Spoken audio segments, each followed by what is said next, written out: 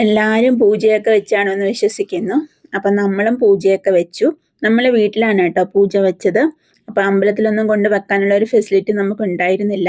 കൊണ്ട് വെച്ചാൽ മാത്രം പോരല്ലോ, അത് എടുക്കാനും കൂടി പോകണം. അപ്പം ഇവിടുന്ന് കുറച്ച് ദൂരെയാണ് കേട്ടോ അമ്പലത്തിലൊക്കെ പോകേണ്ടത്. അപ്പം ചേട്ടന് ഷിഫ്റ്റൊക്കെ അഡ്ജസ്റ്റ് ചെയ്ത് വരത്തില്ല, അതുകൊണ്ട് നമ്മൾ വീട്ടിൽ തന്നെ വെച്ചു കേട്ടോ. നാട്ടിലാണെങ്കിൽ നമ്മുടെ ഇഷ്ടത്തിന് നമുക്ക് അമ്പലത്തിൽ കൊണ്ടുവെക്കാം, നമ്മുടെ ഇഷ്ടത്തിന് നമുക്ക് രാവിലെ പോയി എടുക്കാം. കേരളം വിട്ട് വെളിയിൽ പോയിട്ടുണ്ടെങ്കിൽ ഇതൊന്നും നടക്കൂല, എല്ലാം ടൈം കാൽക്കുലേഷനാണ് കേട്ടോ. ഇവിടെ നവരാത്രിയുടെ കന്യാപൂജനായിരുന്നേ. അപ്പം നമുക്ക് 2 ആൺപിള്ളേരായതുകൊണ്ട് ആൺപിള്ളേർക്ക് ഇന്നിവിടെ റോളില്ല. ഇന്നത്തെ റോള് മൊത്തം പെൺപിള്ളേരുടെ ആയിരുന്നു. അപ്പം പെൺപിള്ളേരെയൊക്കെ വിളിച്ചിരുന്ന കന്യാപൂജ നടത്തിയിട്ട് അപ്പുറത്തെ ദീദി നമുക്കിതേ പ്രസാദം കൊണ്ട് തന്നിട്ടുണ്ടേ. അപ്പം പ്രസാദം ഇത് പൂരി, ഇത് ആലൂൻ്റെ കറി, പൊട്ടറ്റോ കറി, പിന്നെ ഇത് കുറച്ചും കൂടി ഉണ്ടായിരുന്നു കേട്ടോ. ഇത് പിള്ളേരെടുത്തിട്ട് പോയതാണ്, റവ ഹൽവേ. ഇതായിരുന്നു ഇന്നത്തെ പ്രസാദം. മിക്കവാറുള്ള എല്ലാ പൂജയ്ക്കും ഇതാണ് കേട്ടോ പ്രസാദമായിട്ട് കിട്ടാറ്. അപ്പം രാവിലെ നവരാത്രി ആയിട്ട് നമ്മൾ വിചാരിച്ച് രാവിലെ മസാല ദോശ ഉണ്ടാക്കാമെന്ന് വിചാരിച്ചു. അപ്പോൾ മാവൊക്കെ ഞാൻ ഓൾറെഡി റെഡിയാക്കി വെച്ചിട്ടുണ്ട്. അപ്പം മസാല ദോശയ്ക്ക് വേണ്ടിയിട്ട് അപ്പം ആദ്യം മസാല ഉണ്ടാക്കണമല്ലോ. അപ്പോൾ അതിന് വേണ്ടിയിട്ട് ഉള്ളി, ഇഞ്ചി, പച്ചമുളക് എടുത്ത് വെച്ചിട്ടുണ്ട്. പിന്നെ ഒരു പാൻ അടപ്പത്ത് വെച്ചിട്ടുണ്ട്.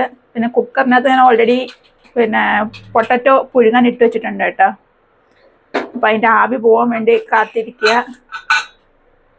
അപ്പം ഇതിനകത്ത് എണ്ണ ഒഴിച്ച്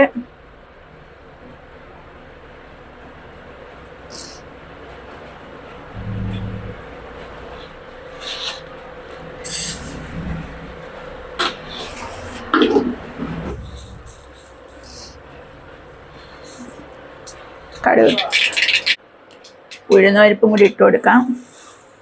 ഇതും കൂടി ഒന്ന് ചുമക്കണം.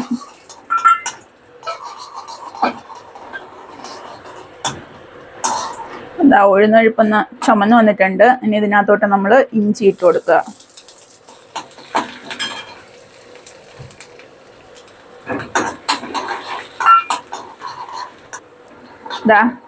ഇഞ്ചി അങ്ങനെ ഒന്ന് മൂത്ത് വന്നിട്ടുണ്ട്. ഇനി ഇതിനകത്തോട്ട് നമുക്ക് ഉള്ളി, ഞാനിപ്പോൾ ഇവിടെ 3 മീഡിയം സൈസിലെ ഉള്ളിയാട്ടോ എടുത്തേക്കുന്നത്.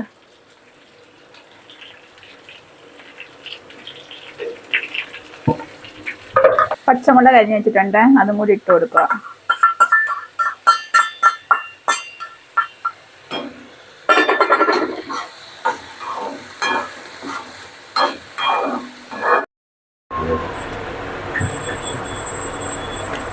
ഉപ്പിട്ട് കൊടുക്കാമേ.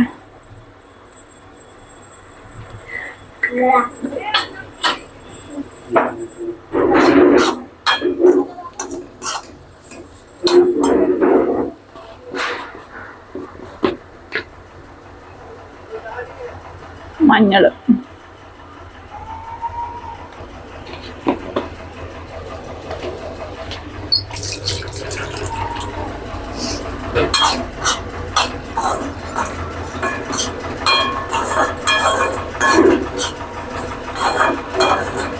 ഉരുളൻകിഴങ്ങ് പൊടിച്ച് വെച്ചിട്ടുണ്ട്. ഇതും കൂടി അതിനകത്തോട്ട് ചേർക്കണം.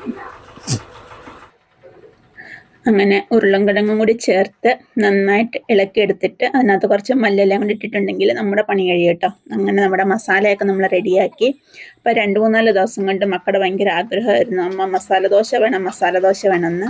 അങ്ങനെയാണ് കേട്ടോ. ഇന്ന് നവരാത്രി ആയതുകൊണ്ട് കുട്ടികൾക്കൊക്കെ ലീവാണ്. അപ്പം നമുക്ക് കുറച്ച് ടൈമൊക്കെ വേണമല്ലോ ഇതൊക്കെ ചെയ്യണമെങ്കിൽ. അങ്ങനെയാണ് ഞാൻ മസാല ദോശ ഉണ്ടാക്കാൻ കയറിയത്. സ്കൂളൊക്കെ ഉള്ള ദിവസം രാവിലെ 6:30 ആകുമ്പോൾ അവർ പോകുമല്ലോ.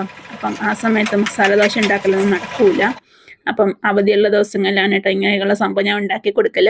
അപ്പം രാവിലെ സ്കൂളിൽ പോകുന്ന ദിവസമാണെങ്കിൽ ഇഡ്ഡലി, അപ്പം, ദോശ ഇങ്ങനെ എന്തെങ്കിലുമൊക്കെ ഉണ്ടാക്കി കൊടുക്കലാണ് പതിവ്.